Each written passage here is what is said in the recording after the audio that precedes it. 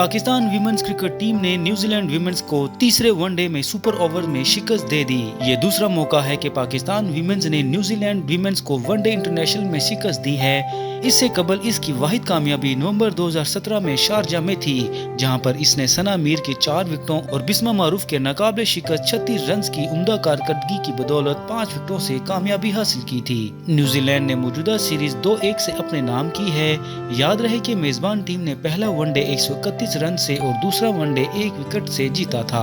इस मौके पर नतालिया परवेज की 1 चौके और 1 छक्के की मदद से 26 रन और नजीहा अलवी के नाकाबिले शिकस्त 23 रन पाकिस्तान विमेंस को जीत के करीब ले आए। पाकिस्तान विमेंस को आखिरी ओवर में जीत के लिए 8 रन दरकार थे, जबकि आखिरी गेंद पर जीत के लिए 2 रन बनाए थे। ताहम इस गेंद पर नजीहा अलवी 1 रन बनाने में कामयाब हो सकी और यूं ये मैच टाई हो गया, जिसके बाद मैच का नतीजा सुपर ओवर में पाकिस्तान के नाम रहा।